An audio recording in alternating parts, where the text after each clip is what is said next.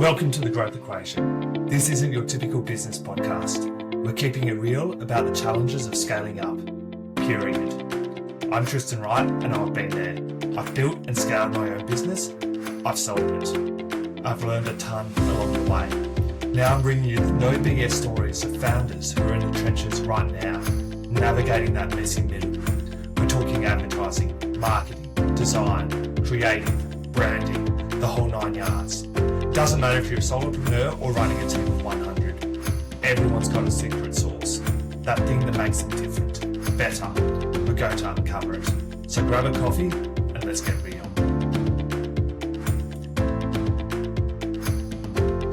Today we're talking with Dave, the head of creative from Design People. Welcome, Dave. Thank you very much for having me. For those of us that don't know who you are, can you tell us a bit about your background and your story? Yeah, so I've been sort of living and working, grew up in Adelaide in South Australia, graduated in 2004, University of South Australia. I was lucky enough to do honours and win a scholarship from my honours year. Worked straight into an agency from uni, and then I finished the 6-month scholarship, worked at an advertising agency in Adelaide for 3 years, and then I took the jump and moved to London and worked over there for 2 years. Which, yeah, I learned a lot over in London. How different was it in London compared to in sleepy South Australia? Yeah, you know what? The biggest thing I learned or realised in London is the Australian work ethic compared to the UK. We are much more hardworking, and Londoners, they have a smoker every 10 minutes. They just piss fart around and don't do much really. So yeah, some jobs I was going to, they said, oh, it's a week's worth of work and you'd finish it in a day, and then you sit there for 4 days twiddling your thumbs because either the boss has gone away or they're just like, well, we've paid you for a week, so we'll just keep you on. So the good thing about that, I got to see a lot of London because you're constantly changing locations. And yeah, I've worked in advertising agencies, packaging agencies, some great jobs, some not so great, but yeah, it was a good learning curve. I'm really interested about the work ethic, how it's so different in Australia to the UK, because I would have imagined the hourly rates are much higher in the UK as well. Yeah, they well, when was I there? 2009. We were getting paid about £90 an hour, which is pretty good. And yeah, as a freelancer, so yeah, £90 an hour. But yeah, there was no sense of urgency. There was, finish it when you do, we'll send it to the client when they're ready. Like there weren't deadlines as such. It was very flippant. But I mean, I wasn't complaining. I quite enjoyed my sort of work / holiday lifestyle, whereas my partner, she got a full-time job in an architecture firm, and she was working sort of 8 till 10 most days, and very different than my experience. She sort of didn't like the London experience. I loved it. So Interesting. yeah. So yeah, two relatively parallel industries or similar industries, yet one is working 14-hour days, yeah, and the other. yeah. I was pretty 10 to 4 most days. And yeah, and I wasn't having to take work home with me. You could clock off every day, whereas Katie was, bringing work home plus working those crazy hours, and I was probably making more money. But the good thing is the freelance industry over there at the time was very, very fruitful for people like myself. I think I freelanced for 6 months. There was probably 2 or 3 days I didn't have work, the rest I'd work. Yeah. Yeah, wow. That's pretty good. So, and so you came back from London. Did you go straight into setting up your own? No, I actually I went back to the same business I left, same advertising agency, and I just there was a feeling I was like, why am I back here? You know, I sort of felt like I hadn't moved on from before going to London, so I applied for a thing called Award School, which is like an advertising school, which is run throughout Australia. And it's like a 16-week course. You get a new brief every week for a product or or a business or something, and you've got to sell it basically by only using pen and paper and etc. And I was lucky enough to win that in South Australia. And then I got a job at an advertising agency called Clemenger, which Yep, I think most of us have heard of Clemenger. so I worked at Clemenger for nearly 4 years. I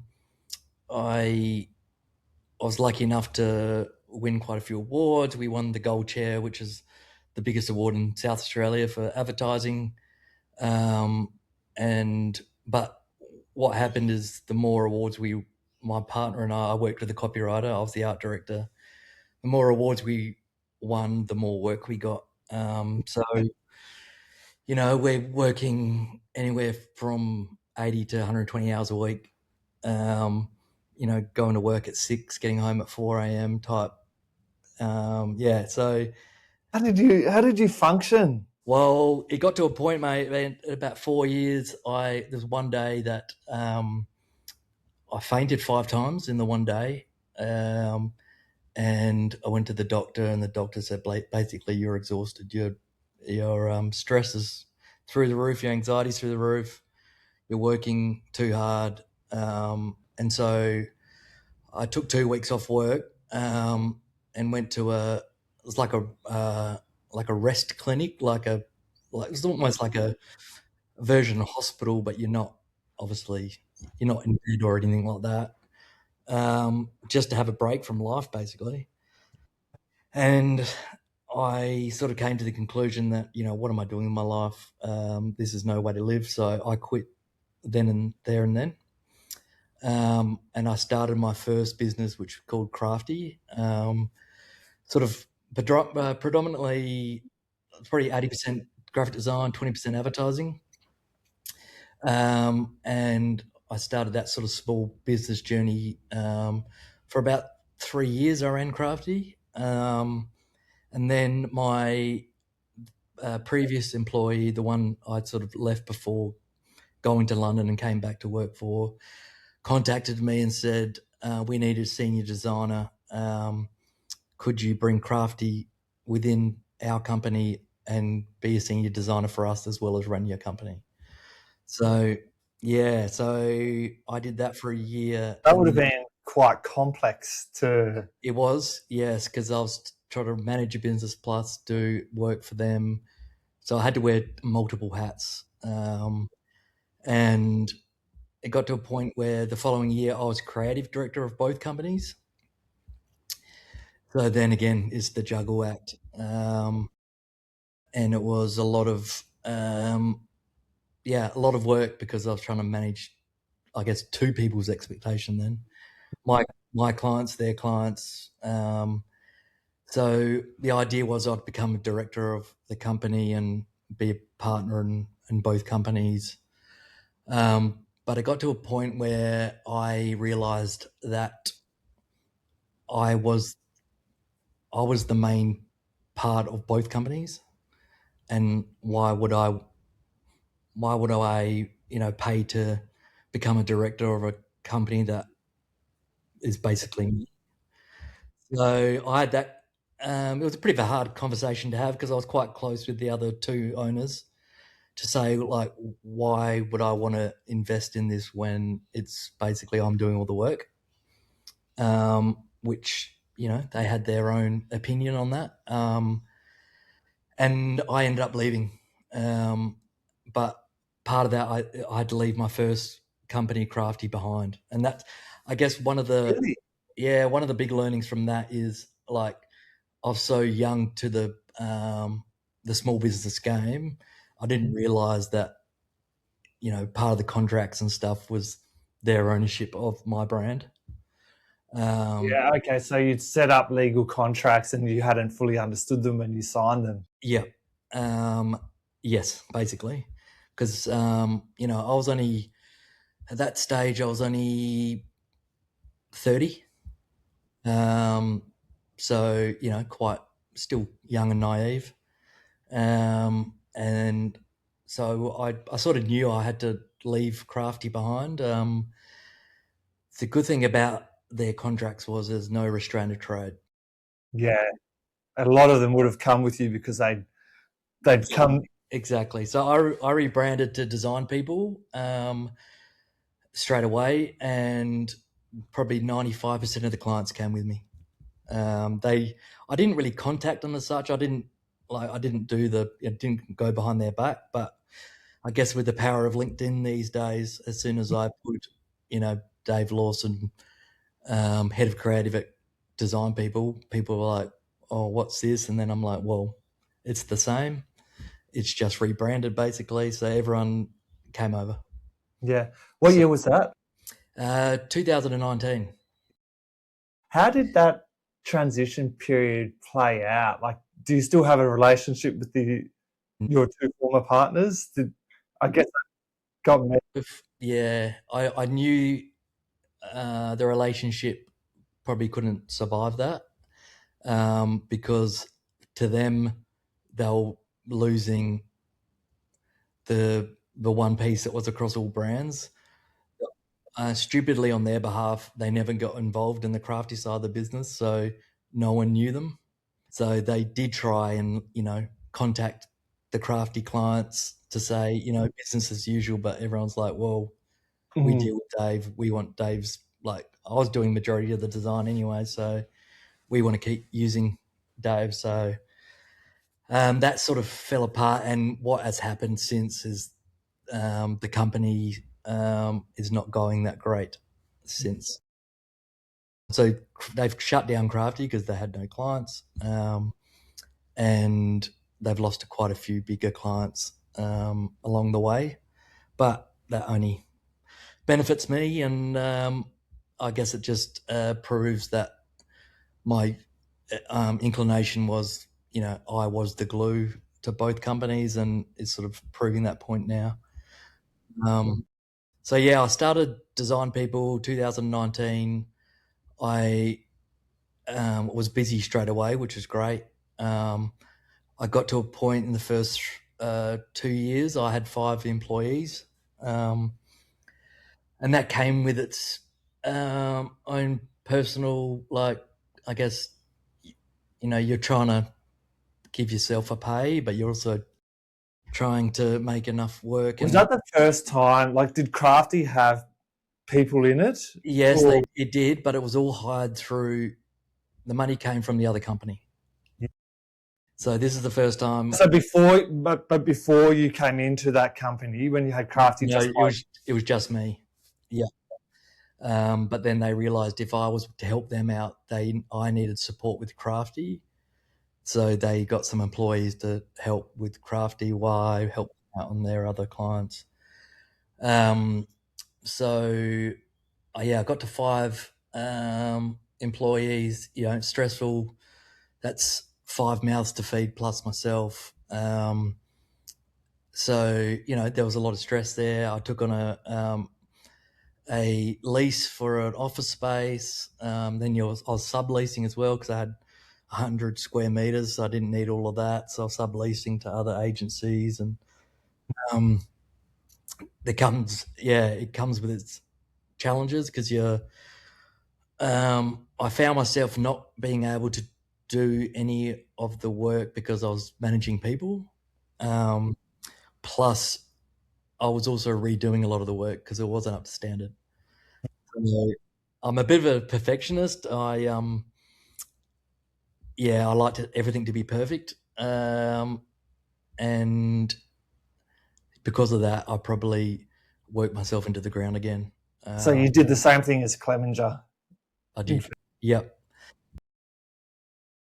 This time you didn't have a guaranteed paycheck because you had to pay everyone else first. Absolutely. And then I got to a point where I had two little ones by then. I had, I think it was a 5 and a one, not even a 1-year-old yet. And I was going, then my partner and I got a divorce. So there was that layer, and then COVID hit. So I took that as an opportunity to go, I'm right, I'm cleaning out everything, starting simpler. I'm simplifying my whole work life. So I went back to just myself, and I didn't renew the lease for the office. So yeah, I basically took that as an opportunity to go, let's start again. So I've now been a solo business operator for what's 2026, about 4 years now.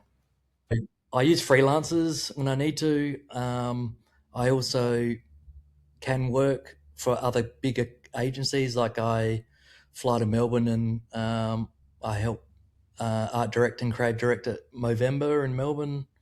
I also I've got clients in Bali now, so I'm over there a bit. It's pretty great. Like I'm not going to lie, it's the flexibility of just being a solo operator is amazing. I can do school pickups and drop offs, and there's that flexibility as well. I can work from home most of the time, or I can go. I've got office spaces, a few tables around the city and whatnot. So yeah, there's comes a flexibility that there is that stress because I'm doing all the work, but at the same time, I think that helps alleviate a lot of stress and anxiety because I know the work I'm producing is up to my standard. Whereas no one else is sort of working under me where I have to hold their hand as such. Yeah, yeah. Just Uh, because you're good at doing the work doesn't mean you're necessarily a good business owner per se. So, like you didn't go to uni to be a business owner. exactly. And that's what I decided is that my passion was still the design, like actually designing Mm, or coming up with ideas for advertising, and not being able to do that, I felt a bit empty. So that's why I sort of went, let's get rid of my employees because they're just causing stress, mm. and they're not Did actually. you have juniors or seniors? How did you hire? I had a mix. Yeah, Yeah. I had yeah 3 seniors and sort of 2 midweights. Um, but yeah, it was just got to a point where I just realized that I just wanted to do my own thing with my own flexibility and freedom, It and must have been hard, not hard, but you probably would have been like, I'm growing this amazing business. Am I giving up kind of thing? it there was that internal battle, because I was like, oh, what would this look like to clients or the design community in Adelaide, but at the end of the day, no one cares. And if you're still producing great work, then um, it's business as usual. And it just means you can't produce as much great work potentially because you don't have. I'm very much more selective on the jobs I take on now. I'm lucky enough to be one of the go-tos in Adelaide, and I guess Bali now, and a few interstate places. I do a lot of hospitality venues, so bars, restaurants, cafes, branding, interiors, merchandise, websites, all of it. And that's I've sort of done maybe probably 40 to 45 venues now. Um, and that seems to be a bit of a niche for us, which is great. Um, and then a lot in the food and beverage sort of industry. So it's never boring, always fun. The briefs are always great. The clients I've worked with more often than not become like friends, and so it's a totally different, I guess, business model where the clients are talking directly to the designer. There's no middleman. Um, there's no layers as such.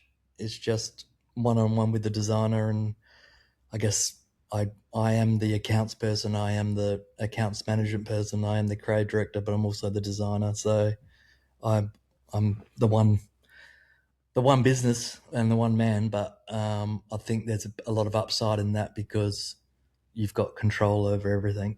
It sounds like I'm a bit of a control freak, but I'm exactly not that. It's It's more like, probably because you don't have the skills in that area. I'm guessing if you had the skills in the area to lead a team, not saying that you're not good at it, but to lead a team successfully in a small business, I imagine you'd almost consider it. yeah, oh, totally. Um, and but like again, it comes with that layer of I just battle a lot with like anxiety and stress. I think just simplifying life and the business model, it automatically sort of counteracted that feeling because you're more in control. So don't get me wrong, there is anxiety and stress with most jobs, but it's a different sort of level of anxiety. Um, and I got diagnosed with ADHD about a year and a half ago, and that's I've got so many clients with ADHD, and you can tell which ones do and don't, even if they're not diagnosed. yeah. I got diagnosed, and it's been an absolute life changer. Um, so like just concentration level, just output. Like I'm working more efficiently, more present, less distracted. Yeah, so that's been a big change in, I guess, life and in work as well. Is just having medication for that. Has changed everything. Yeah, I imagine you almost get stuff done faster at the same quality, and you don't. Not that you don't forget things, but you do the right things as well. Totally. Yeah, it's almost like your your thinking is focused, and you're not so muddled in the head. You sort of once you come up with a solution, you just put it on a page, and you're like, oh, okay, that's done. Let's send it off. Whereas before, I was umming and ahhing, or You get it 80% done or yeah, 90% done. yeah. So yeah, so that's been a big change. In terms of, I guess, what I would have done and probably done differently in my career and in business is probably not gone back and worked as a creative director for another company as well as my own. I think that was what's felt like a step forward at the time was a bit of a step backwards. Yeah, okay. Because there was a step forward in revenue or cash for you, probably, or a bit more security. It's stability definitely at the time when we're about to have our first baby, and you're like, well, that's a guaranteed X amount of dollars coming in each week. Whereas when you work for yourself, it's not so regimented. However, now I guess I wouldn't be where I am now without doing that stuff either. So it's a catch-22. You learn as you go, but like I would never take my time back at Clemenger because I learned so much, especially about TV and ideas and just the bigger. It's made you who you are today. Yeah, absolutely. And it also made me realize what I didn't want to be or didn't want to do long term. I couldn't, you can't live like there's some people that love that working for 100 hours a week, that lifestyle, but it's not for everyone. And you're spending more time with people at work than you do with people in your life, and it's kind of a bit, yeah, kind of a bit odd. Um, Because at the end of the day, you're building your business or doing your work to spend time with friends and family. Yes, you've got to enjoy it, but you've got to make sure you've got your priorities aligned. Totally. Yeah, so that was, yeah, my partner at the time wasn't, that happy about me going to work before she got up and then coming home when she was in bed most nights, and I was working weekends, and it was just a lot. And I imagine that contributed a lot to your separation too. Because she can only bang on so many times or so much about saying, hey, you've got to be at home and be present. Yep. And then, if I wasn't at home, when I was at home, I probably wasn't present because I was thinking about work. There's also in the advertising game, or I guess in the industry itself, there's a lot of that. What it was, party culture, the work hard, play hard.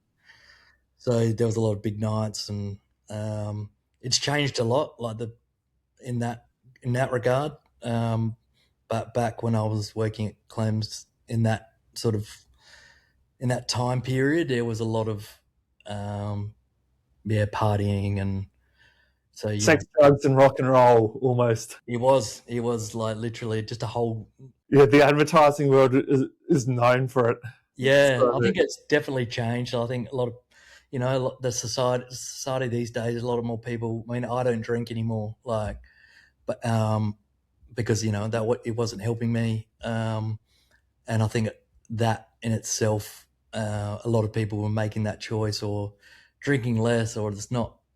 It's almost not frowned upon, but it's not as cool as it used to be, and people are more health conscious these days, um, and it's bloody expensive as well. So yeah, I think the culture has definitely changed a lot. Not just in the advertising design world, but also just everyday life. I think is changing. yeah, totally. So, 100%. The way we're living life today is different to 10 and 20 years ago. So how does business look like it? So today it's just you, and sometimes you might have freelancers working with you. But to our favorite terminology, work-life balance, whether or not that's the correct language, how does that look for you today? Again, like the flexibility is great. Like some days, yes, I'll work a 9 to 5 because I have to, because I've got deadlines. But some days I won't even have to work, or I seem to be a morning person, so I work well from like 9 till 2, and then I hit a wall. So I'll sort of stop work at 2. If I've got the kids, then I'll, be present with them. And then when they go to bed, I'll work again. Or I sort of work from 8 till 10 most nights as well. I'll, Netflix in the background, but I'm also doing work, sitting on the couch working. Like I love what I do, so I find that relaxing. Like, you know, even just scrolling through Pinterest, just looking at ideas, or that gives me pleasure, just because I love the idea of designing. And that's pretty important if you're to anyone who's thinking about starting a business. Is if you're not passionate about it enough, then your business won't be successful, because you're doing it purely on the with the wrong outlook. It's almost, if you do it because for the love of it, you'll eventually get paid well for it. But if you're trying to do it to get paid well, it won't work out that well, because Totally. You've got to have that passion, enjoy it, and the money will follow. Exactly. And at the end of the day, it's easier said than done, though, of course. True. But there are jobs I take on not because the budget's great, it's because the opportunity for great design is there. And that's what you've got to like. I see an opportunity and go, "Oh, this could be really cool." Yes, they're only a startup, and yes, they don't have much budget, but I tell them, "All right, I'll take this job on, but you've got to trust me, and I can do what I want to do." And the majority of the time, they'll say, "All right, we trust you 100%. Let us just do what you do for us." They're the fun ones, because you sort of can push them outside their comfort zone a little bit. Whereas sometimes the ones that pay the best are the ones that sit over your shoulder and tell you how to design and what to do. Interesting. Like, I often, from experience, the ones that pay the best are the ones that give you the most freedom from. Maybe it is the hospitality game. Yeah, because you are dealing a lot. There's a lot of chef owners as hospitality venues as well, and there are chefs are a different breed of people. They're quite and that's why they're good at their job, because they're quite assertive and they know what they want, or they know what a certain look or their plate looks like or their food looks like, and but that it doesn't quite translate to branding, but they think it does, sort of idea. So you just gotta sometimes you just gotta sit them down and go, all right, you're paying me for a reason. Uh, Let me do what I do, and I don't go into the kitchen and tell them how to plate up, or cook a steak. So don't tell me what font to choose, or Yeah. move that to the left. You shared your vision. You told me what you want it to look and feel like. Now, you're paying me. You need to trust me to execute. Yeah, But that comes, I couldn't if I didn't have so many venues under my belt. I guess you don't have the power to say that.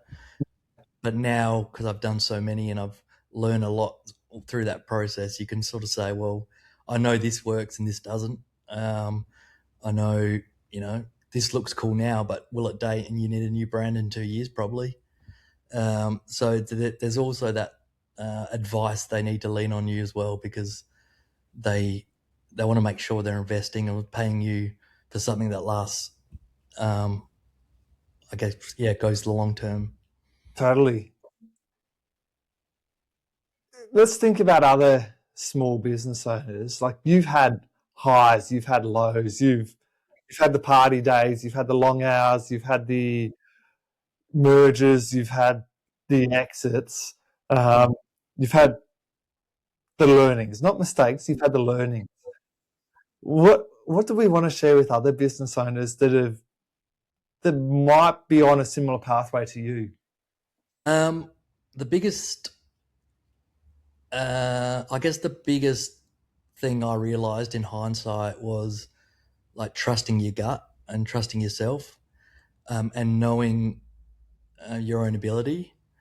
I guess I had to get to a certain point when I said, "Oh," I had like an aha moment, thinking, "Well, actually, these businesses aren't that going to be that great without me in it." So I'm the I'm the glue within that.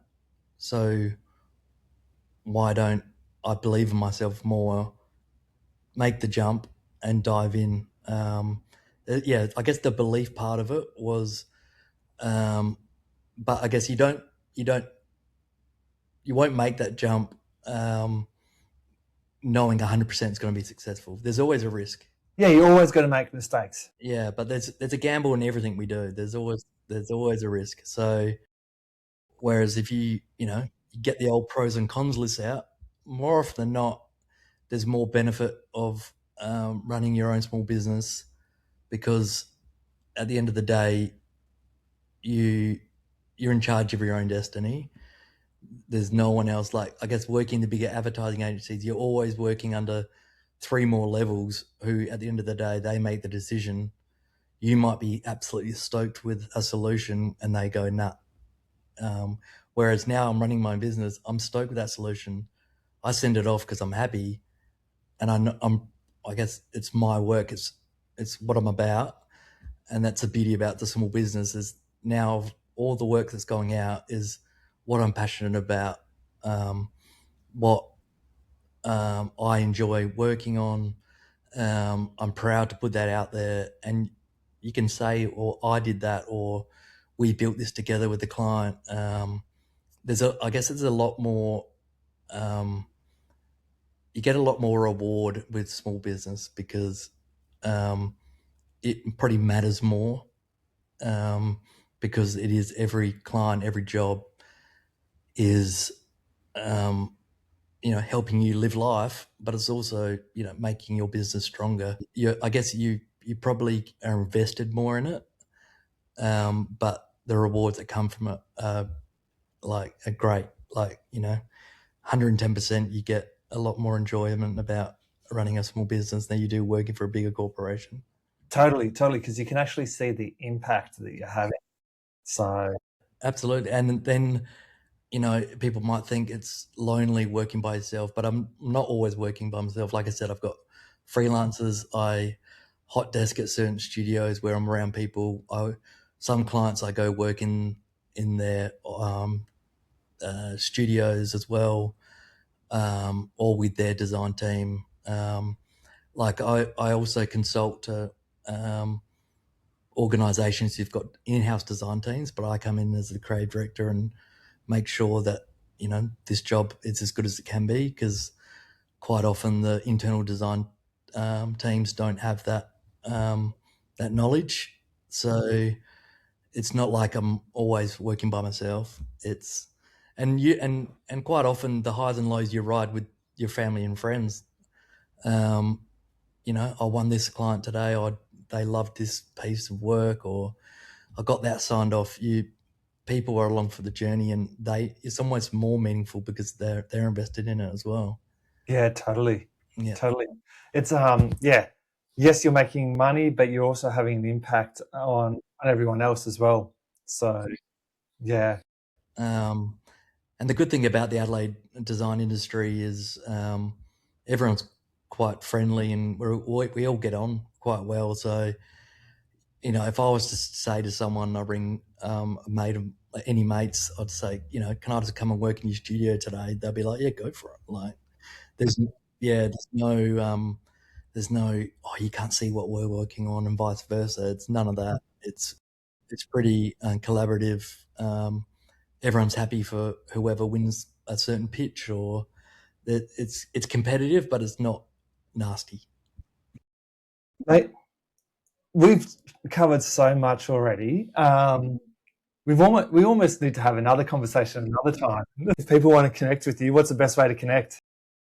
You can go to my website, designpeople.com.au, and there's my email and phone number there.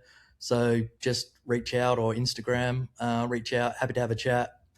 Write me an email, give me a call. I'm open book. So yeah. Sounds good, mate. You have a great day. All right, legend. We'll talk soon, mate.